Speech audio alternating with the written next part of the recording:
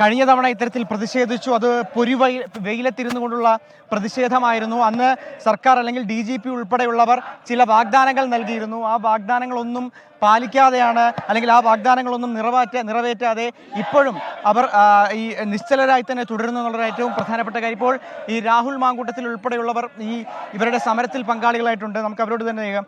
സർക്കാർ ചില ഉറപ്പുകൾ അല്ലെങ്കിൽ DGP ഉൾപ്പെടെ ചർച്ചയ്ക്ക് വിളിച്ചൊരു കാര്യമാണ്, പ്രതികരണം ഉണ്ടാകുമെന്ന് പറഞ്ഞു. പക്ഷേ ഇതുവരെ ഒരു പ്രതികരണം, വീണ്ടും തെരുവിലേക്ക് ഇറങ്ങേണ്ടി വരുന്നു. എന്താണ് പറയുന്നത്?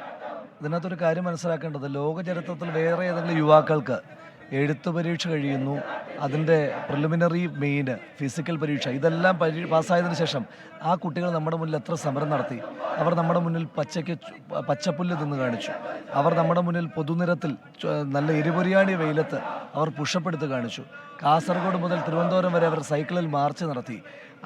അവരുടെ രക്ഷിതാക്കൾ ഇവരെ പഠിപ്പിച്ചു, ഈ നിലയിലെത്തിച്ചു. അത് പോരാഞ്ഞിട്ട് ഇപ്പോൾ അവർക്ക് അർഹമായ ജോലി കിട്ടാൻ വേണ്ടി രക്ഷിതാക്കൾ ഇവിടെ വന്ന് എരിപുരിയാണി വെയിലത്ത് സമരം ചെയ്യുന്ന കാഴ്ചയുണ്ടായി. അവർ നിരാഹാര സമരം അനുഷ്ഠിച്ചു, അവർ ഉണ്ണാവൃതം അനുഷ്ഠിച്ചു, അവർ മണ്ണ് വാരി തിന്നു.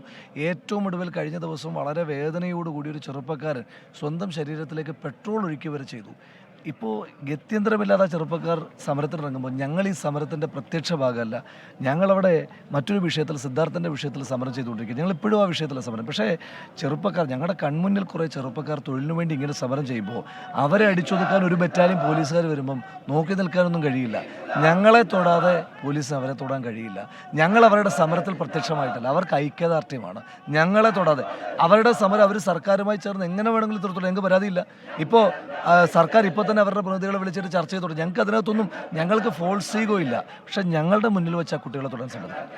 ഇത്തരത്തിലാണ് ഇവിടെ വന്നിരിക്കുന്ന നേതാക്കളുടെയൊക്കെ പ്രതികരണം. എന്തായാലും കടുത്ത സമരത്തിലേക്ക് തന്നെ പോകാനുള്ള ഒരു തീരുമാനത്തിലാണ് ഈ CPI ഉദ്യോഗാർത്ഥികൾ. വേണു.